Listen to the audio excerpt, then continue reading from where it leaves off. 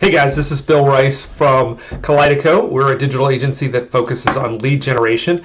And today I want to try something a little bit different and pop on here just straight with the webcam, kind of low production, and do a little bit of a screen share because of a conversation I got into last night. I had shared some content on Twitter around some emerging trends, and one of those being micro content, and sort of what does that mean and how does it work and how does it kind of go into or become a part of a larger content marketing strategy. So I wanted to just put a little bit more context behind that and show you sort of my workflow and my thinking and sort of how I've adjusted to start sort of thinking in terms of micro content versus kind of the traditional sort of long form video or blog post kind of a higher end production. So this is what I do. So you're looking at my screen. We're going to talk about that a little bit in a second. But the first thing I wanted to kind of talk through is just the sources of information that I use. And there's a few different primary sources that I use to just kind of trigger those initial ideas and keep a nice steady flow of ideas. One of my favorites actually is going back to old books. In whatever topic that you're writing on or you're working on building content in, so often if you go back to some old classics in that particular area, you will find things that put in the context of today will seem so fresh and unique as far as strategy. Here's one of my gold mines. This is Unleashing the Idea Virus, one of Seth Godin's original books.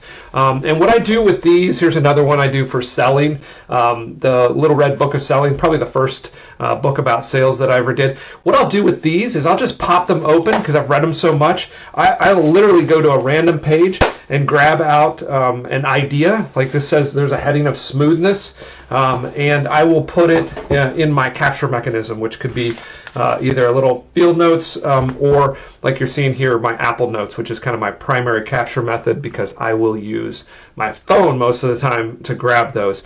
This is kind of an evolution out of Evernote. There's a lot of reasons that I don't use Evernote anymore, but I use this.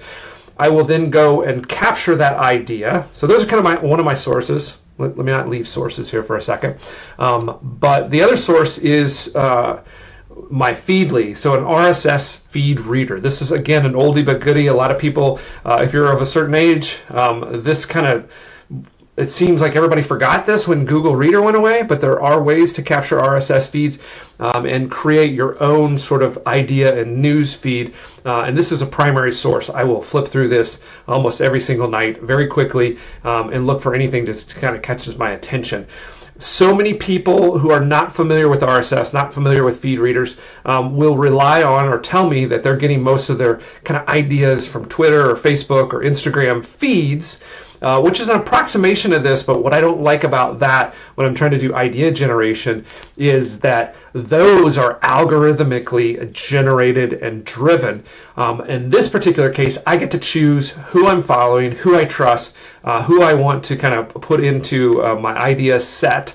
And I can also tune it. If I'm doing a particular piece of research, I can create a little bit of an RSS feed just for that topic, so I can do really intense, in-depth research without having to worry about manipulating my own algorithm or not getting the information that I want. So that's another primary source. The other thing is brand new books. So whatever's trending, I think it's super important to keep up on that. Even if you don't agree with kind of what's in that trend or that particular book or that particular philosophy, I think it's super important that you are well-read on whatever the buzz happens to be. Okay, so that's where I kind of source my information. I talked about Apple Notes being kind of my capture mechanism, or a notebook like a field notes. I have kind of two pieces to this capture method. The one is just the core writing ideas, and this is just a laundry list. And usually what I do, it may be a little different than others, instead of just doing a headline, I often try to do a headline or kind of a topic idea and then quickly pound out anywhere from 3 to 5 bullet points, and you'll see that. So that actually when I dig into it and start to create some of the micro content, I've already got a head start. Then when I'm actually going to work on creating content around a particular concept, I will actually pull that out of here and create its own little note. And this is for a couple different reasons. One, that I can flush it out of here. The other, that I can go ahead and format all of my content for the description in all these kind of micro places that I might put this. And so I will flush that out. That's going to be kind of my text portion. And then this is a little bit different, and it has been different. I actually, in the past, would have gone from here to kind of a blog post, go into Google Docs and do a blog post. But I don't do that anymore. I actually go from here to a more visual presentation. So I'll pop up in my Figma, and I will create an Instagram frame first, and then I will bust down that concept into usually sort of a mini slide presentation. But sometimes I'll just do one particular image, and then from here I'll integrate across some of the other social media or micro content sort of formats, so that these are ready to go, and you can kind of see some examples of that. Then to move over into these places to actually create my post. And so usually I start with Instagram because I like to use these visuals and images to process. It does a couple things for me too. It really tightens down the subject matter to just one point that I'm trying to get across.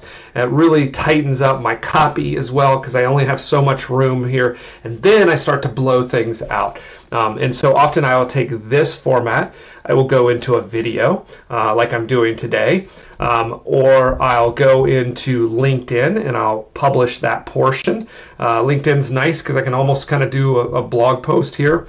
The other thing that I do, again, all this I will stub out a presentation often because I'm doing a lot of speaking. And so by stubbing out the presentation, I can take that one little tiny content piece and start to blow out a whole talk on that particular piece. And then the last thing that I do is actually go to my Google Docs and drop that content in here so that I can actually write an article later. Because I always like to have an article. This is going to become a portion of my pillar post that I'm going to do, and then I'm going to layer in all these little micro content pieces into here after I publish the post. I'll have the video go in here. I'll have little Twitter inserts, my little Instagram embeds, and all that sort of thing. And ultimately, that will go on Kaleidico.com, which is my website, and that's where that pillar content will go. One little intermittent step that I sometimes do, and actually this is kind of what sparked everything for this one, is I will actually, in just a text version, oftentimes I'll use an image as well in Twitter, because it captures the attention, it stops the scroll, so to speak, as people go through it. But sometimes I'll just throw in my little text thinking here. And I love to use these bulleted lists because it really gets people thinking. And I will start to collect comments as I'm creating the micro content or as I'm thinking about the blog post.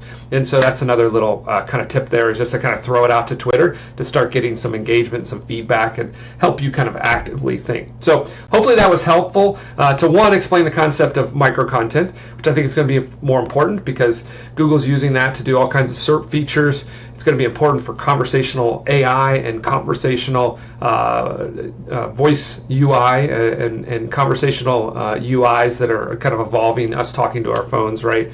And then how you can kind of use that micro content process to build out your more sort of strategic pillar content. So hopefully it's helpful. Again, I'm Bill Rice with Kaleidico, a digital agency that focuses on lead generation. Trying something a little new here with the webcam. Tell me what you think. I would love to see all your comments in all the places that this is going to show up, because we are truly in an omni-channel digital sort of environment now. So you got to be on all these places. So hope to see you again soon.